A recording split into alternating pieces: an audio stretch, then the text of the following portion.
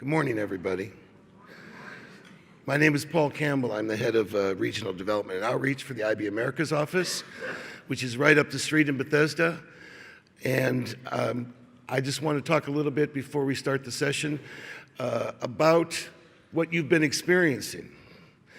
We've brought a diversity of voices: teachers, IB parents, IB students, IB dancers, IB artists, IB singers, IB steel drum players, all together so that you can see what's best about what we do and how important the liberal arts are. I maintain that no education is complete without a significant exposure to the arts. And we're seeing it here today, we're hearing it here today. And it's very deliberate that you hear from all the different aspects of our community. And Clint, I'm still kind of trying to recover, so if I am shaking, it's because of Clint, not me. Blame him.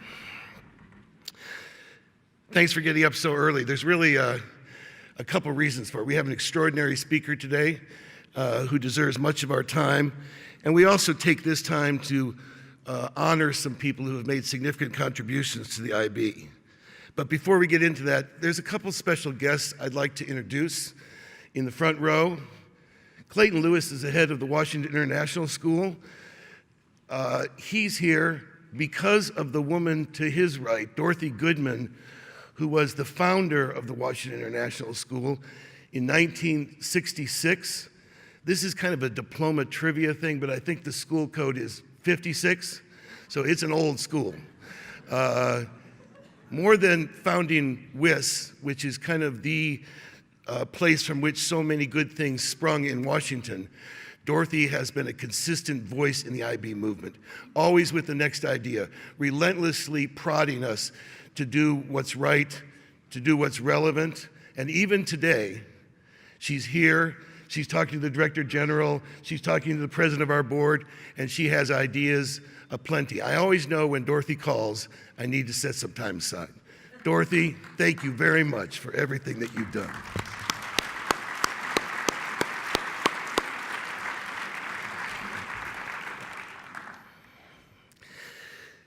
I would say that much of what is good about the IB springs from this source, the source of the people that our chief schools officer talks about. People all the time. It's all about the people, and that's really what we're experiencing in our time together.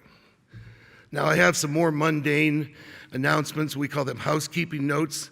I know that many of you were frustrated because you didn't get into sessions yesterday because they were filled. So what we're going to do is repeat some of those sessions. So I'll announce one today that will take place, and there'll be several more tomorrow, which we'll announce in the morning once we decide which ones are most needed. There was a session called Math Conversations, giving every child a voice. It will be repeated at 3:45 today in Jefferson West. And my colleague, Mike Leschner, Mike, where are you? Over there. The gentleman who was the MC yesterday is going to work with me to choose the other ones. But if you were here in the room, if Nate Mayer is here, or if the people from Branksome Hall are here, there's two sessions that we'd like to beg you to repeat. One is the strategies for successfully implementing MYP unit planner innovations with your staff. Very catchy title. The other one's even longer. Approaches to teaching and learning through the continuum, create ideas from our school's journey. So the presenters, could you see Mike at the end of the session? And possibly we can arrange to repeat those on Sunday. And we have another couple open rooms for Sunday morning, so we're gonna do our best to get you into the sessions that you missed if you came into a room that was filled. So tonight is the big party at the museum. We have rules. Bring your name badge. We have guidelines. If you cut in line at the bus line, that's a yellow card. If you cut in line at the buffet line, clearly red card. Suspended from next year's conference. Also, museum security will be checking all bags and purses, so please limit what you bring to the event.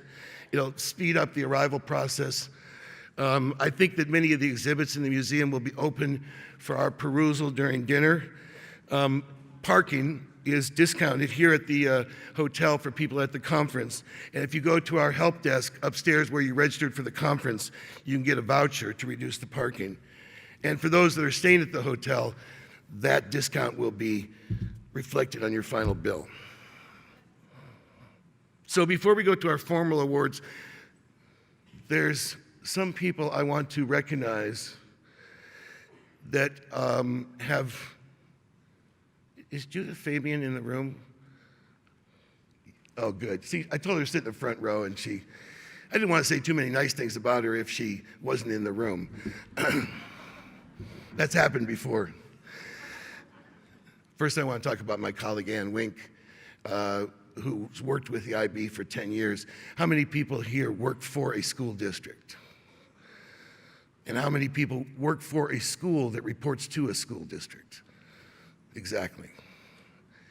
You should be eternally grateful to this woman who is the most passionate voice for the needs of school districts. Herself, a veteran of a school district in Texas and a senior official in the Texas Education Agency.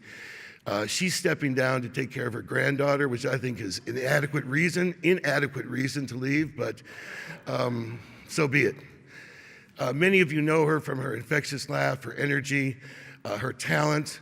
And between her and Karen Phillips and the Texas schools, they have set that state on fire. Thank you, Annie.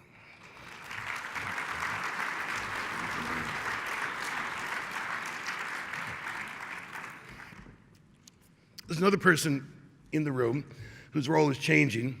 We don't use the word retirement in the IB because we don't let you retire. You know, once you're in, we have the bracelet on your leg, we know where you've been. We track you, you have to go to workshops, you have to do all kinds of stuff.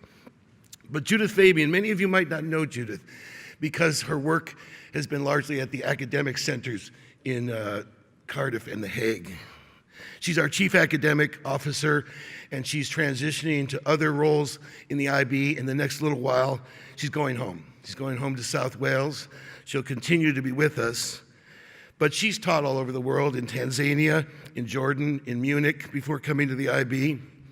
An extraordinary force of calmness, grace, dignity.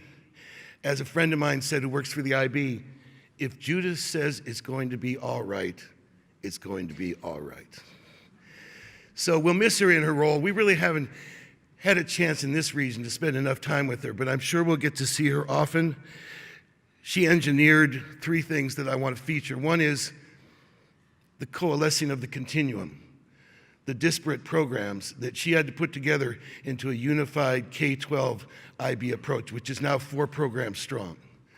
The introduction of the IBCC, and maybe most significantly, the huge transformation of the move to The Hague, hiring hundreds of people, and in each case, making sure that they understood the values of the IB.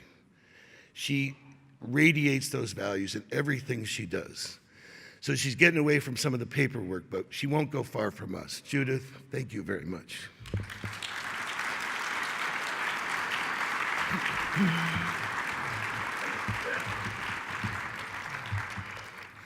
So we have a couple more formal awards that we present every year, and to do that, I'm calling up Drew Deutsch.